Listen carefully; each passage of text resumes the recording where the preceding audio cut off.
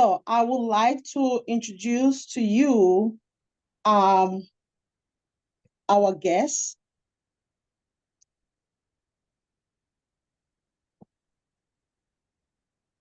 Dr. Lamptey. Dr. Lamptey is a general pediatrician certified by the American Board of Pediatrics.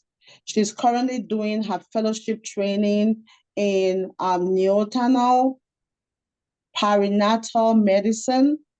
Dr. Lamptey pursues her passion for youth through ministry.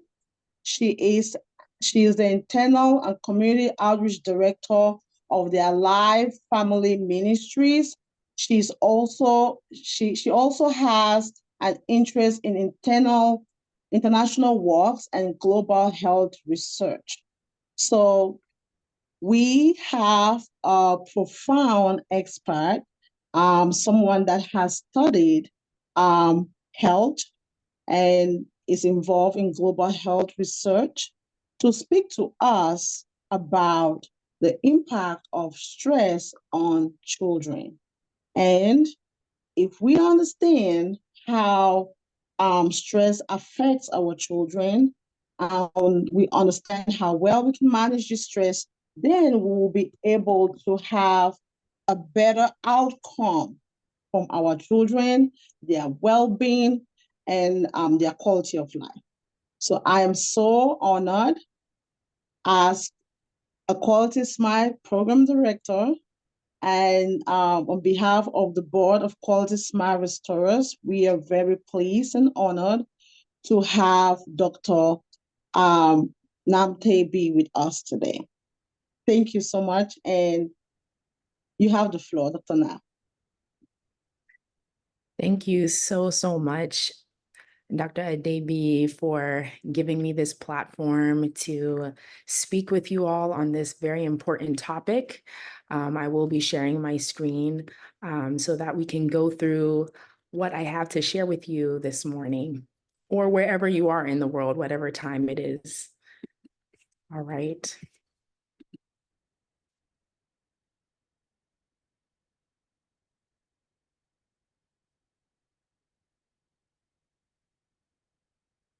All right, so once again, I'd like to say thank you to everyone who's on here this morning or who will be watching this on the replay. Thank you so much for your time and your attention on this topic.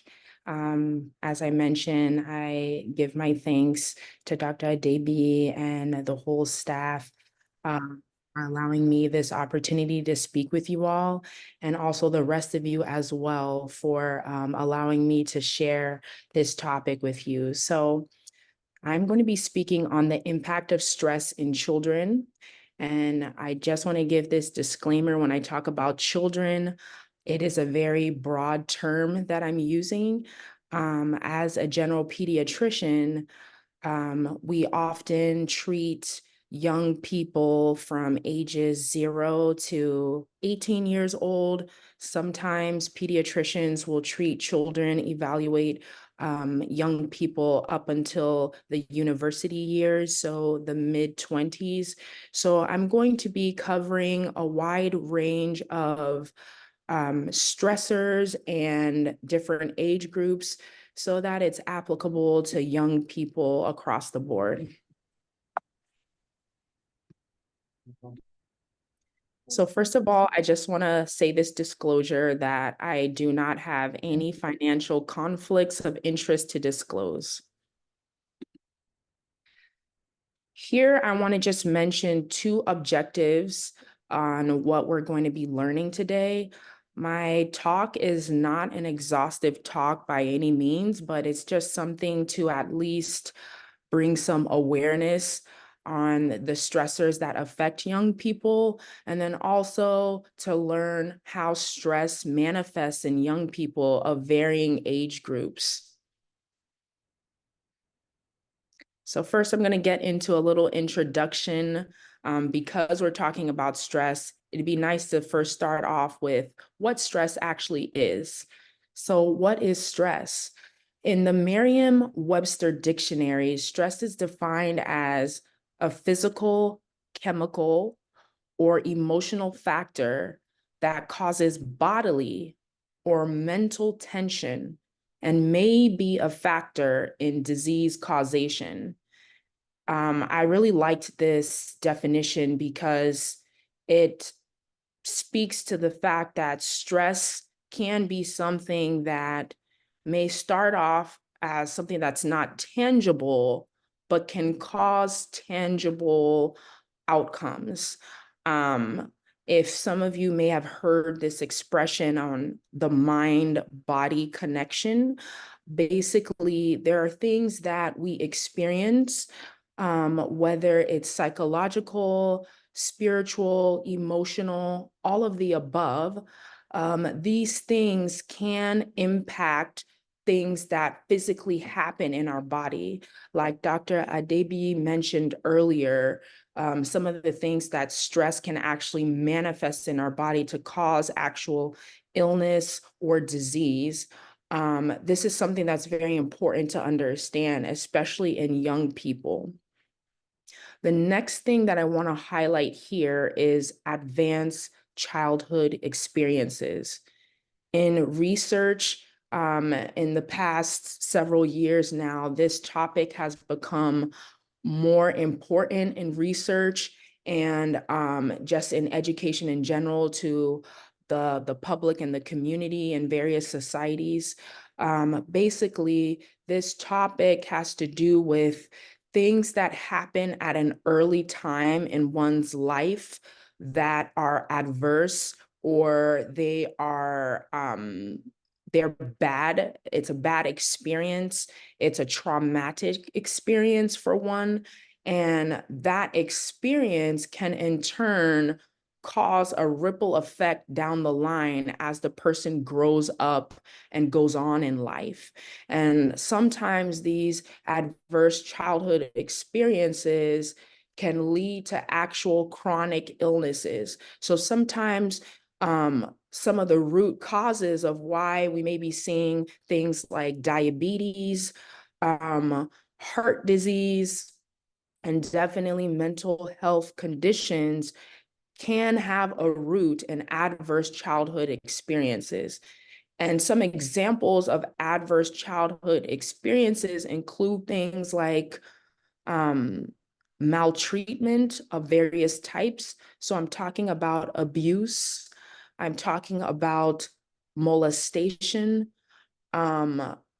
various things of that nature, repeated instances of these things. Sometimes it can be one bad experience, sometimes repeated instances on top of that can lead to further trauma, and then down the line can lead to these disease or illness manifestations.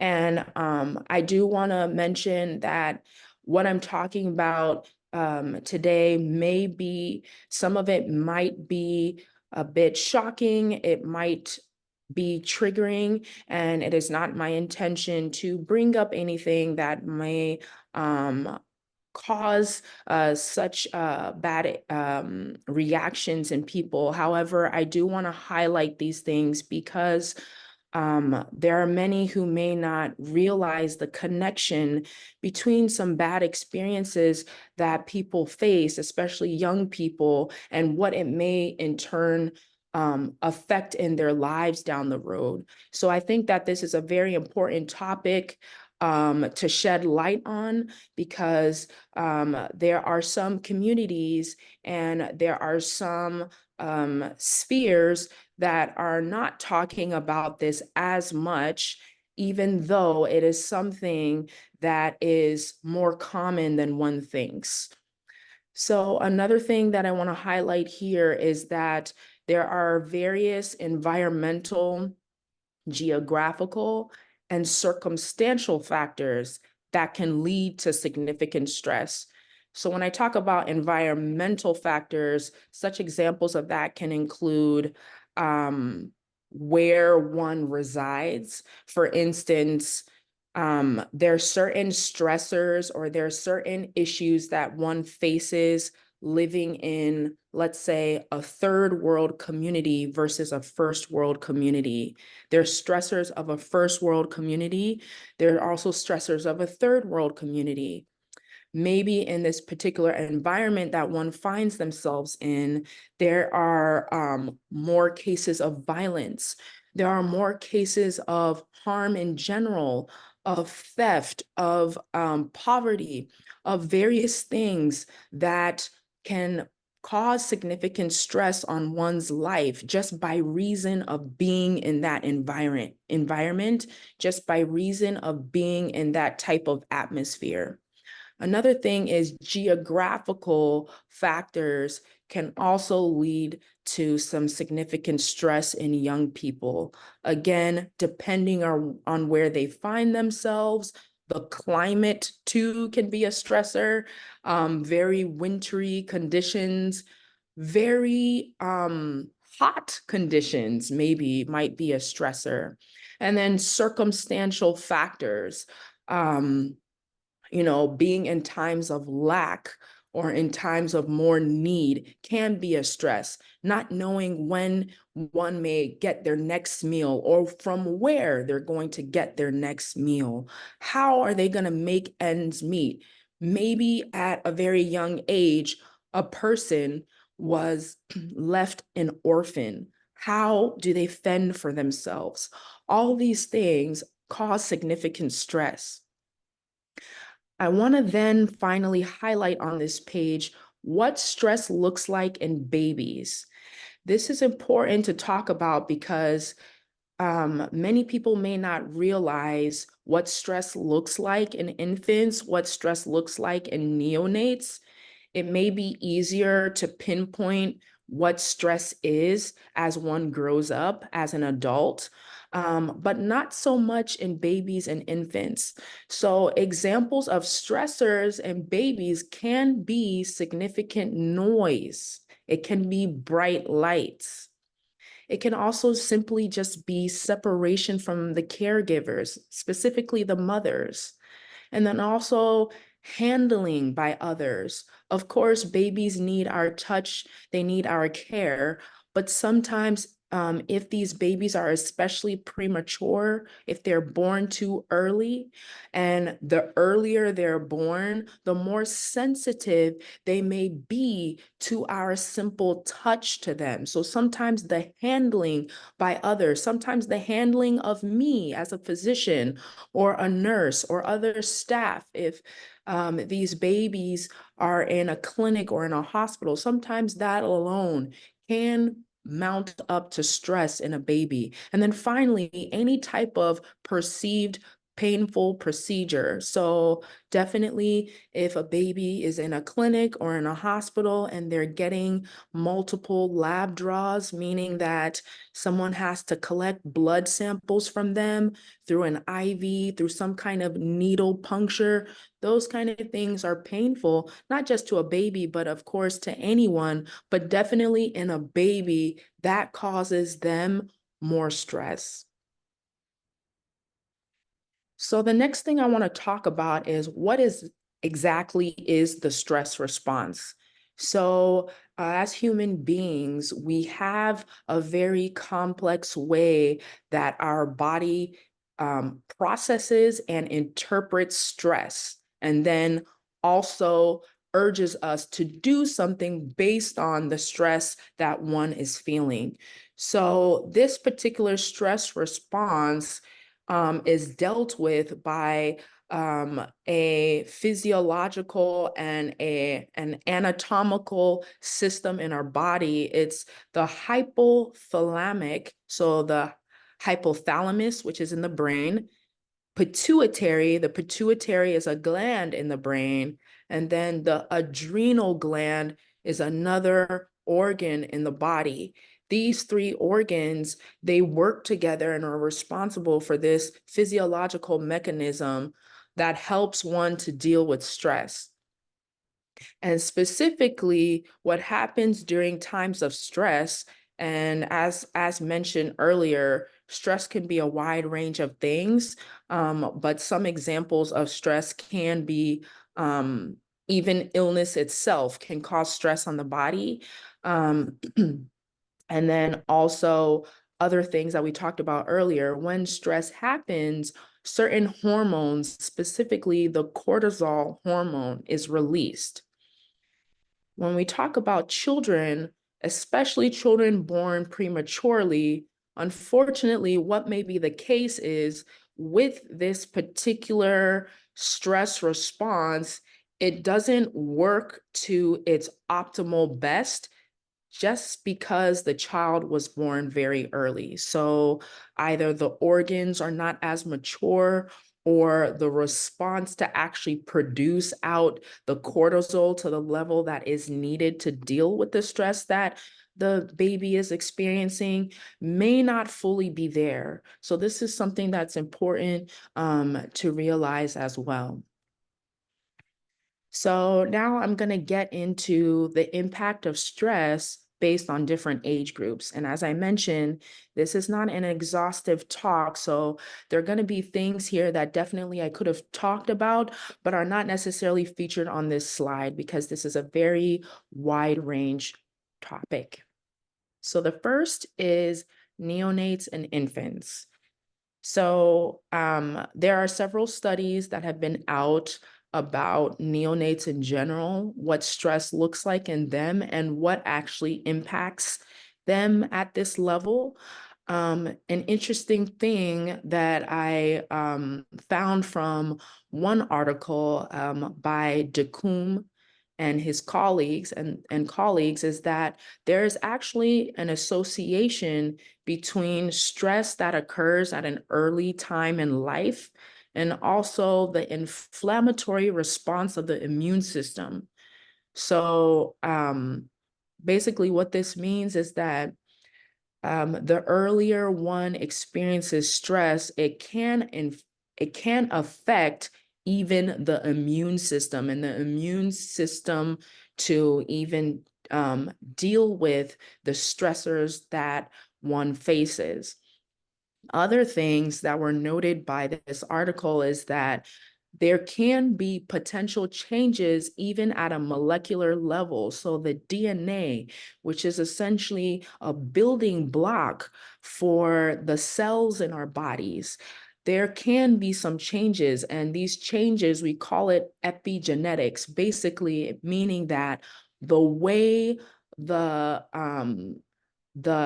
information in the cells, the DNA, the way it is expressed can change just because of significant stress that is introduced into a neonate or an infant's life. And then the last point that this article highlighted is that also early, very early stress can down the line lead to or contribute to psychiatric conditions. The second point here that I want to highlight specifically in this age group of the infants is that in some other studies that I looked at, they do suggest that brain development is also affected by neonatal stress. So the areas of the brain that have to deal with emotion and attention, specifically the frontal lobe, so the front side of the brain, and then also the back side of the brain, which is the cerebellum, and then the cortex. The cortex is also part of the front side of the brain. These particular areas control or contribute to one's ability to focus, have proper attention, and also manage and deal with emotions. And so if one is experiencing stress very early in life, even at infancy, these the ability to have proper attention or even deal with emotion can be affected to some degree. So the next age group that I want to highlight is the school age group. And this is a particular wide age group. You might even include some of the preschool kids in this age group too, a little bit, but mostly when I talk about school age group, I'm talking about the children that are now in the primary school or elementary school. So again, there's some other studies that I looked at to speak to this particular age group. So a study by Chow and colleagues and also Ranger and colleagues showed that high stress in infancy can down the road lead to a decrease in developmental skills in school age children. So again, the earlier a young person experiences stress, it can now affect them into certain areas of life. So now that a child is at the point where he or she is entering into school, is now trying to learn different skill sets. Sometimes these things are affected, or the ability for them to actually get to the skill level that they need at their particular age group, that can be affected just because they experienced significant stress when they were babies. Another thing that may manifest in this age group is depression and anxiety. It is also associated with early life exposure to stressors.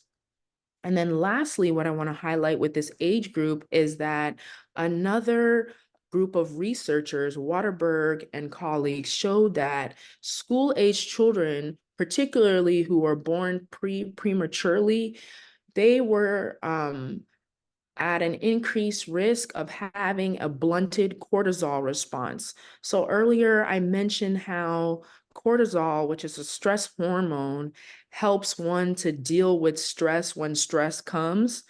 And with kids, these school age children who have a history of being born early and being exposed to early life stress, as well as adverse childhood experiences, they were found to have a decrease in this cortisol response, meaning a decrease in their ability to process and deal with stress when it comes in the school age time of their life. And then lastly, the age group that I want to highlight for you all is the adolescent age group. So this is the age group that includes teenagers and then also even young adults. So as I mentioned, as a pediatrician, we also specialize with young adults too. So young people up until about the mid-20s or so, early to mid-20s. So I've grouped them all in this category. And again, this is not an exhaustive talk on this category, but I did want to highlight these 3 points for you all. So the first point to recognize with this age group, a study by Anderson and colleagues showed that specifically when it comes to depression that manifests in the adolescent period, it has an association with stress exposure at vulnerable times earlier in the child's life, in the young person's life. So what does this mean?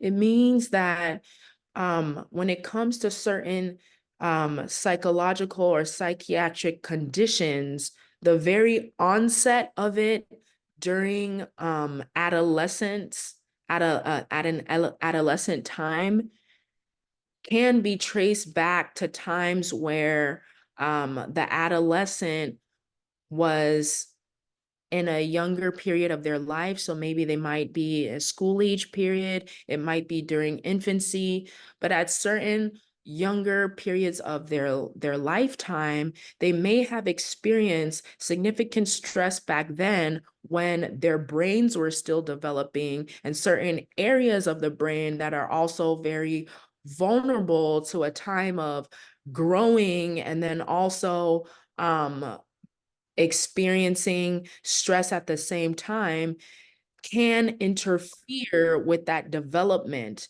And so at those particular vulnerable times of their life in their younger years, They may not have all of the building blocks necessary to deal with stress as it comes. So then later in life, when they're now adolescents, which is also a stressful time in and of itself, that's when certain conditions like depression or other psychological, psychiatric conditions can emerge. And so this is very important to understand because when it comes to the youth, the young adult period, this is a very vulnerable period in general. This is a time when adolescents and young adults are learning how to find their identity. They're learning how to operate in their independence. They're also taking in information from peers. So they're very much interested in what others may think of them, view about them, perceive. And so all of this, even though it can be an exciting time for a young one, for a youth, it can also be very stressful trying to navigate that in life. And so to have that on top of stressors that came from their younger years can in a way put them at a disadvantage. And so sometimes this is why we can see the emergence of things like depression or anxiety at this particular age group or at this particular time of life. The next thing here that I want to highlight when it comes to this particular age group, again, the study by Anderson highlighted this, is that when the depression specifically arises during the adolescent or the young adult period, it occurs in the prefrontal cortex. It's when the prefrontal cortex is trying to mature. That's when the depression emerges. So again, at a time that they're still developing, the depression can emerge because the stress in and of itself has interfered with the developmental process of the brain. And then lastly, early exposure to stress, which even includes adverse childhood experiences that I talked about earlier, maltreatment, abuse, things like that, can be associated with changes in a specific part of the brain, which is called the hippocampus. And the hippocampus is a place of the brain that is important for memory making as well, and also some emotional processing too. So this is where I wanted to stop with my talk and open the floor back up to Dr. Adebi or anyone else. I thank you so much for your time. And lastly, these are my references here on some of the things that I mentioned in my talk today. So thank you so much. And I hope we learned something. Thank you. Thank you so much. You're welcome. Thank you. We are honored to have you and the insight that you bring in understanding how stress affects children and the way you separated it and all class from infants to young people. That's a great understanding there for us, a great insight. I don't know, those who are currently attending this session, do you have any question? You can go ahead and unmute yourself and ask question if you have questions, or you can put it in a chat. We just have like 10 minutes more for this session, and I want to just share that Quality Smile Restorers, we um, advance stress relief management, and our mission says enhancing holistic well-being, promoting quality smiles, and reducing stress.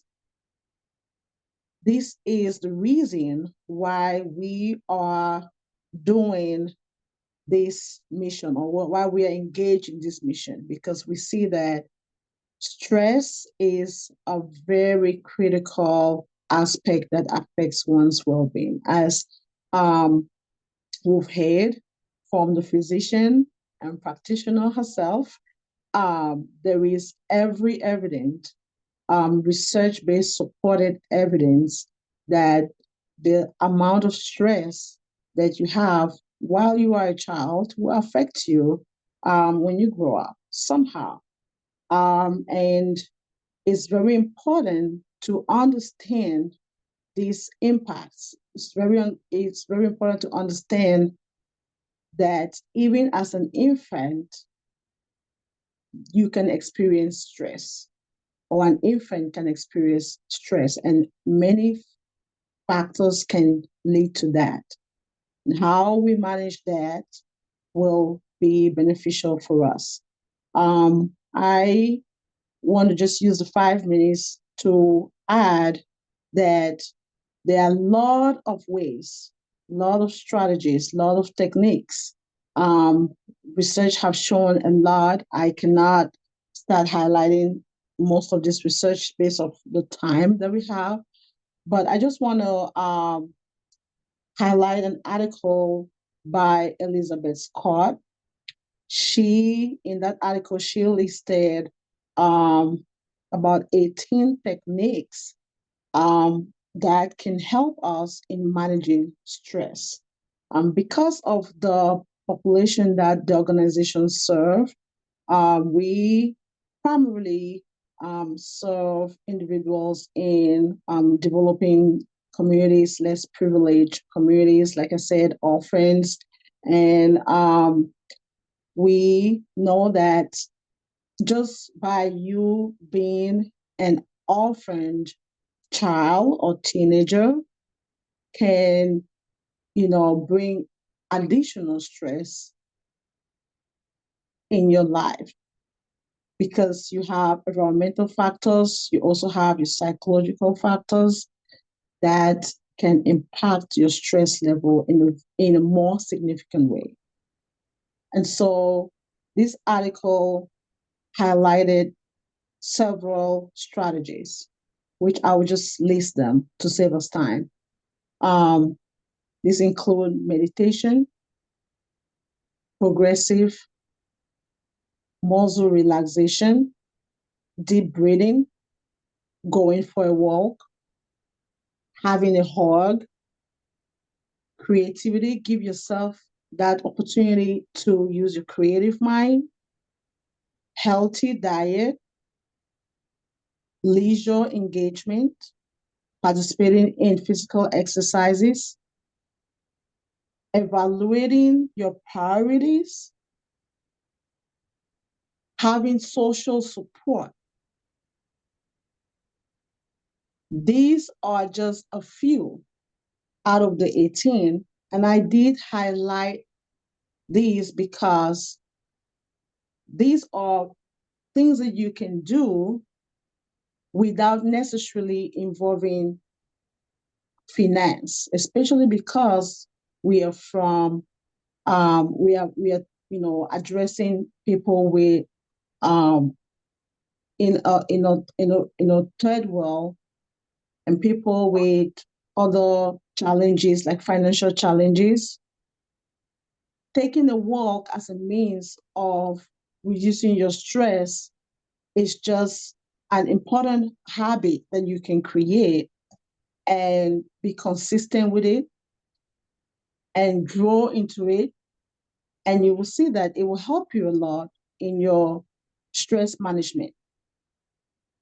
And also it will help your health. Getting involved into activities that are not expensive, but keeps your state of mind to be free and calm. Activities of your choice will help in managing your stress level. So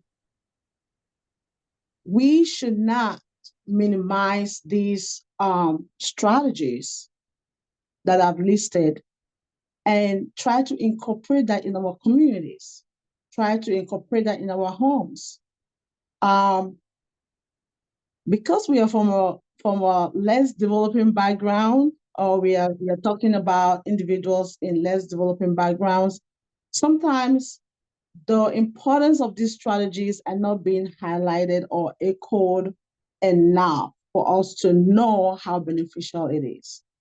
Sitting down for 5 minutes, 10 minutes every time or every day, and meditating, just having this moment of deep breathing is a very important strategy. Less expensive, not too demanding. It's just you having that moment of self-care and having the moment where you can relax and where you can breathe in and where you can declutter some of the stress that you have embodied based on maybe your environment, external factors, and other things. It's creating habits that can help you in minimizing your stress. Some of us are from Christian background or whatever spirituality that you are upholding. A relaxation time with your Bible, a time where you can meditate with the Word of God or the words that will boost your spirit man. Dr. Lamptey talked about your body, connecting your body, your soul, your spirit, and your mind together.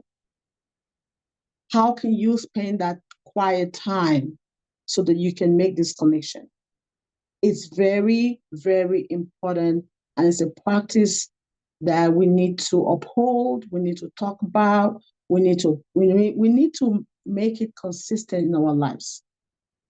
Having good sleep is also a good way of reducing your stress level. Some people, when they are stressed, they will respond by staying awake or getting involved into activities that brings noise into your mind. And I tell you that it causes more harm than good. How about you consider having a quiet time or consider going to bed early and then you get yourself some good sleep. It will help to reduce your stress. So we really want to thank Dr. Lamptey for talking to us about the impact of stress on children. It seems like there are some questions, and so we will go ahead and see if we do have questions. Mhm.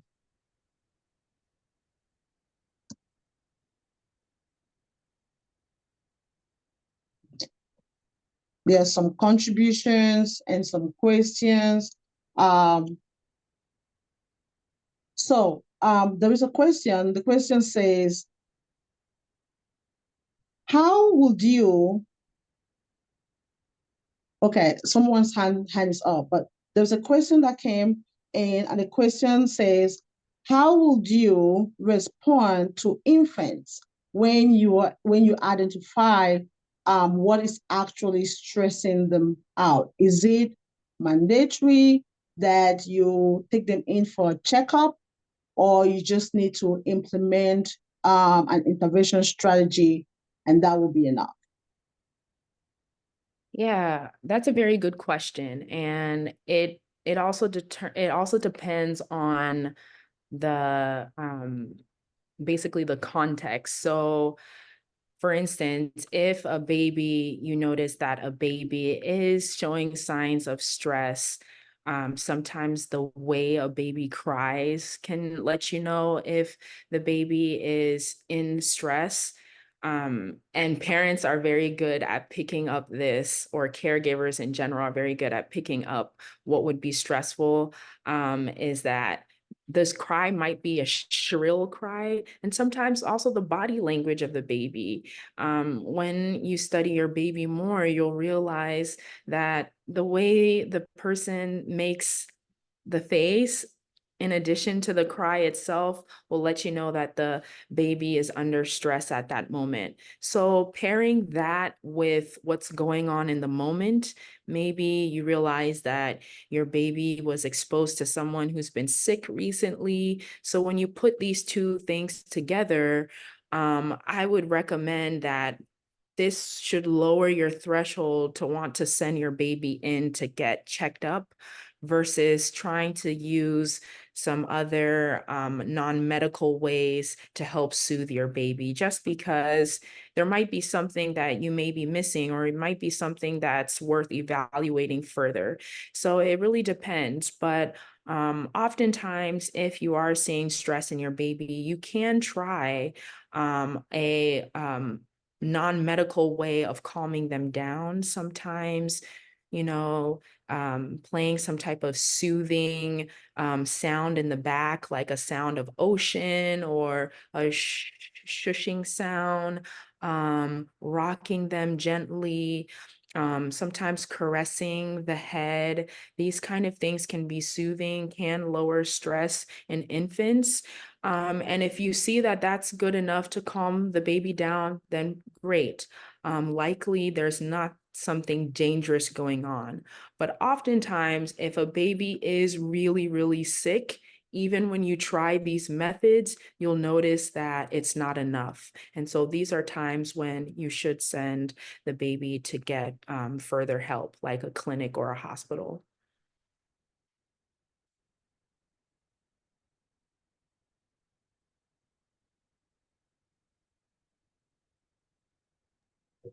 Thank you for that response. We'll have Chimi Japo to ask a question. I think I saw a hand up.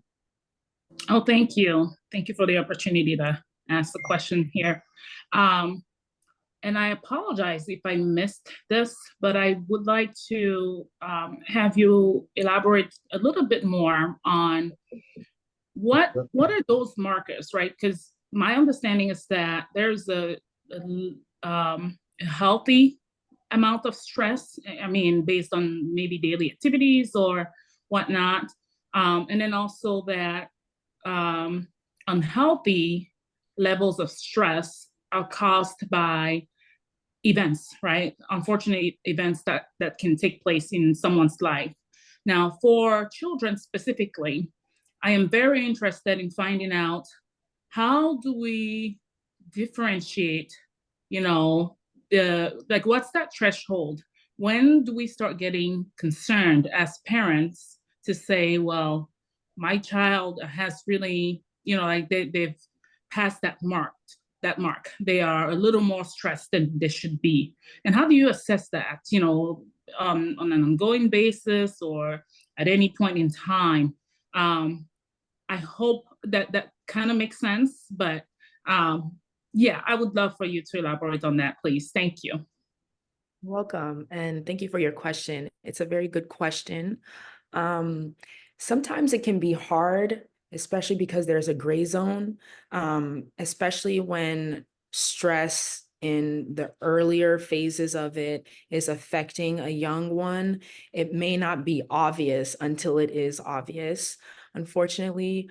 But when you might see that it is starting to be an unhealthy form of stress is when you're noticing some behavioral changes with the young person. So especially amongst young people, we can get certain conditions such as attention deficit disorder. Sometimes it's called attention deficit and hyperactivity disorder, ADHD.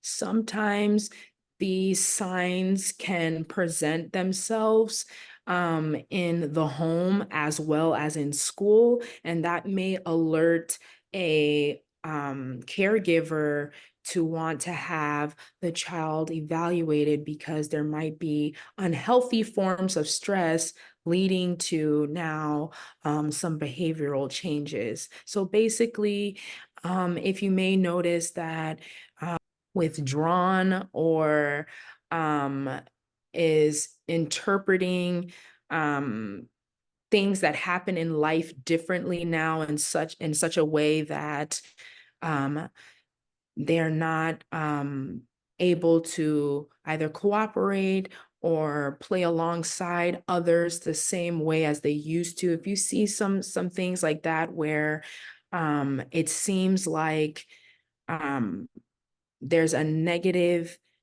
impact also occurring, then this may be a sign that the stressors that they're facing in life, which could be something that's happening at school that you might be unaware of. So for instance, there are a lot of young people facing bullying, cyberbullying, bullying at school itself, bullying in the workplace. This is a major form of stress. And, you know, in the age that we're in with social media, TikTok, things like that, there's a lot of pressure to want to look and talk and act like the one next to the next person, basically. And so there's a lot of comparing and contrasting that young people are doing with each other. And unfortunately, that in and of itself can be stressful. And some of it is healthy, like you mentioned. Sometimes a healthy comparison may drive one to, you know, want to study more or pursue certain higher levels of education or something. But then sometimes it gets to a point where now a young person is starting to look down on themselves, or they're getting more withdrawn, or you might see an emergence of an eating disorder. They're so conscious of their body that they don't want to eat as much, or they're over exercising because anything they take in, they don't want those calories to turn into quote unquote fat, you know. So there are little signs like that that can mount up into bigger ones. And that's when one can see that now there's a negative effect of stress on the person. I hope that helps. But to answer your question, it can be tricky, especially in the earlier phases of it when it's not as obvious. Yes, that does help. Thank you so much. You're welcome. Yeah, that was a great answer. I was about to contribute, but I think you nailed it right there. The symptoms and the signs that comes along with the amount of stress, whether it's a positive stress or a negative, because stress can also bring positive outcomes sometimes, and that differential there depends on the outcome. What are the signs? What are we seeing as the signs that is indicating that the stress has, you know, impacted on an individual or person? So that was a great answer there. Thank you for that question. We'll take one more question, and then we will like to call it a day. And hopefully you will be joining us in our next awareness session for next month. And this question goes, does your work also look into the impact of allostatic load or racial stress on children, for example, on Black girls? I really like this question. I'm not sure if Dr. Lamptey's work focuses on Black girls, but let's see what the response will be. Thank you so much for the question. Yes, I did notice there were some in the chat. I'm sorry if I may not get to answer every one of them.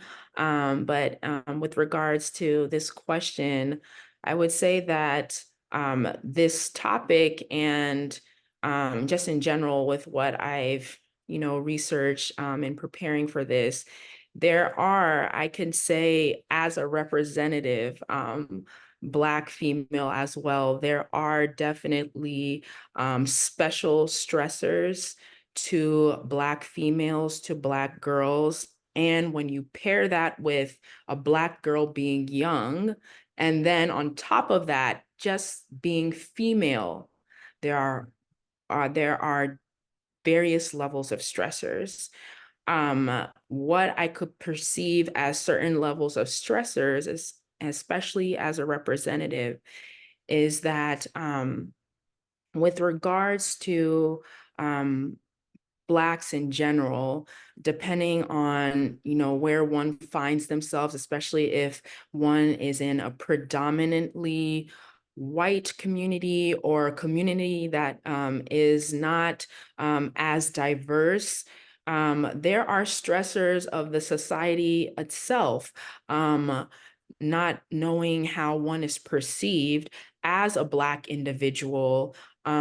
Also even hair texture too, as Black girls, that's a very big one. We're in an age now where the natural movement is big and it's great. It's wonderful that Black females can celebrate their curls and their kinks and all of that. But then there are a lot of societies or communities that may still look down on the kinkiness of one's hair, or the way a Black girl looks, the tone of the skin. All of these kind of things are specific stressors to Black girls. And then on top of that, just them being in the age group that they're in, as I mentioned, when it comes to the adolescent groups, for instance, they're very much so interested in what their peers think about them. So when you pair that with a Black girl just being Black, sometimes that too can be an added stressor.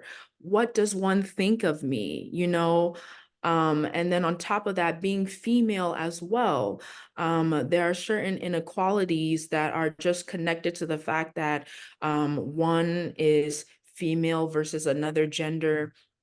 And so all of these things rolled up in one can cause an added level of stress, or a unique type of stress that will not be seen in the next person who doesn't identify as such.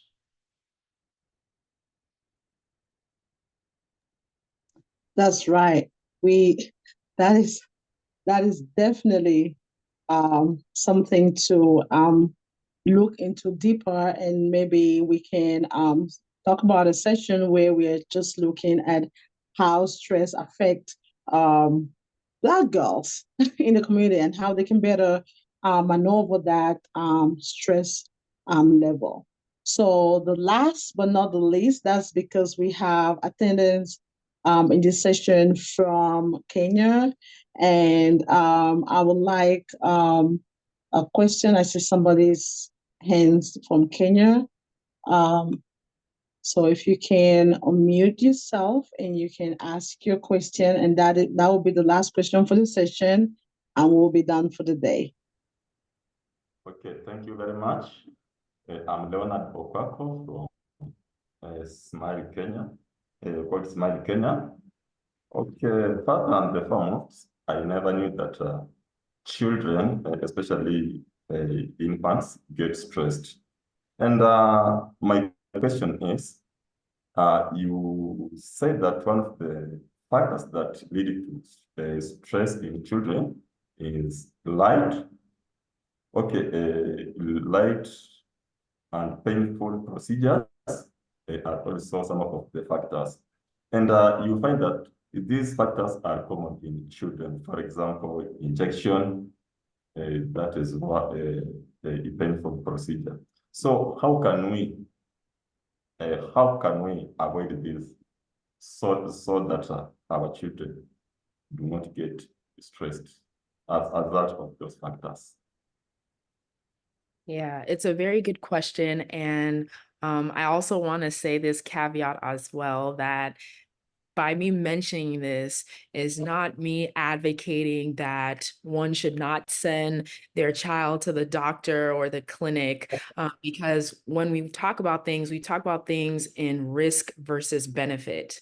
And so definitely stress is something, as we learned today, can affect one, you know, further on in life, but at the same time too, sometimes there's a certain amount of stress that one must be subjected to, and it's all about a spectrum.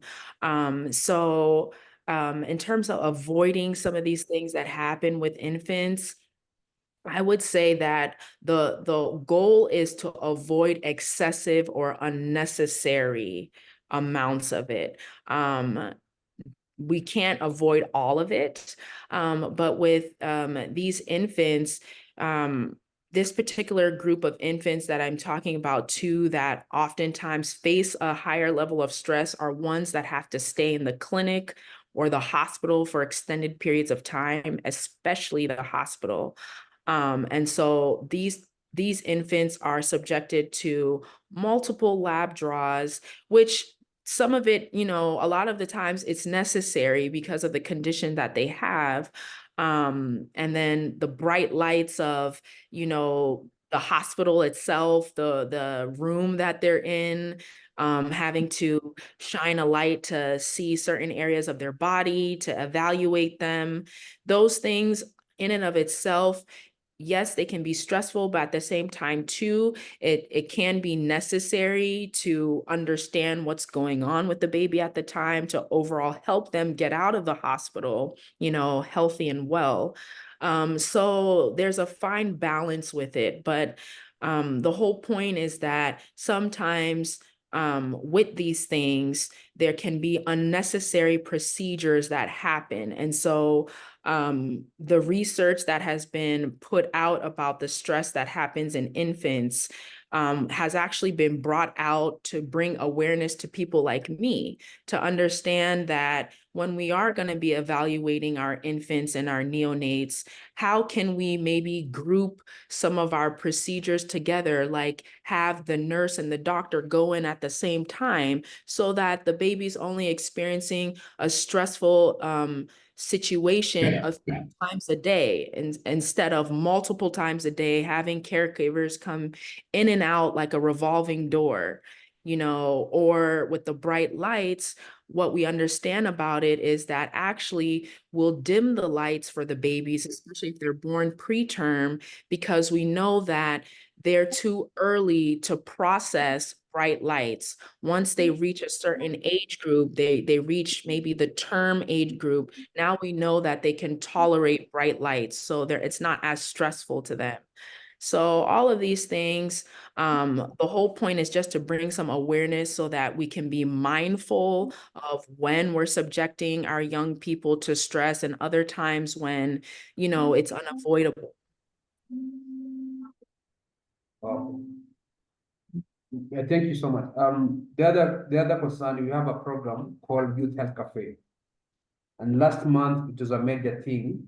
My name is Gabriel Sori, National Coordinator, Kenya chapter. And you spoke about adolescent depression. Mhm. It goes with the self-esteem in some girls, because today we had 3 cases, but we referred them to the professional. Mhm. It was all about self-esteem, and it really disturbs. And the way I saw it, it's kind of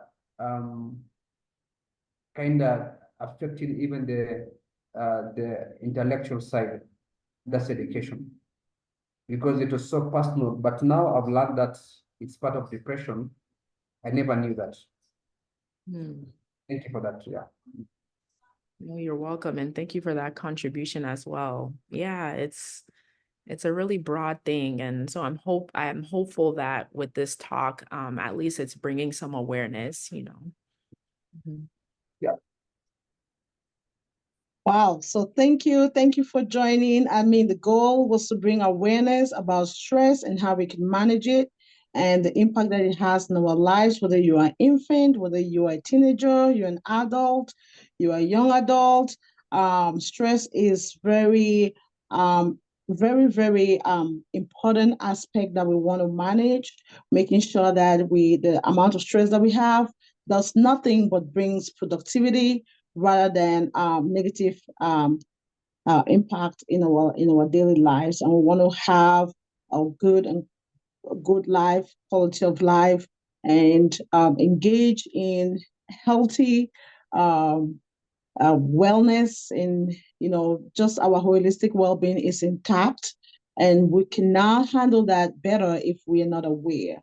One of the things that we've talked about, other than the impact of stress, we also highlighted some non-medical techniques that we can use to manage our stress level. We want to incorporate that in our daily life, and also practice it. Teach our children in the community. When we are engaging in leisure, recreational, expedition activity as quality smart restorers, that program is there for us to bring a moment of stress relieving time and have quality experiences for our orphans and our less privileged children and teenagers in the communities that we serve. So these programs are there to support us and to advocate in managing stress. It's also very important that as adults, you nurture it, you practice it, spend time, self-care, make it a habit, and manage your stress level. Back in most of the communities in Africa, there is no accessible healthcare, or maybe there's no cost-effective health system. Some people are afraid to even go to the hospital because of the expense, because of there's no money. And so, but if you practice these non-medical strategies on a daily basis, it will help to be able to manage your stress and keep you at a level where the stress of life will be a positive one, not a negative one. The impact will be positive, not negative. And so that is why we are having sessions like this. Our mental stability is very important. And so we are excited that we have Dr. Lamptey be with us today and has shared her expertise with us. And we are very excited that all of us benefited. So thank you for joining us. Again, this program is hosted by Quality Smart Restorers, and we look forward to seeing you next time in our next awareness program. Thank you. Thank you for having me. Thank you so much, everyone.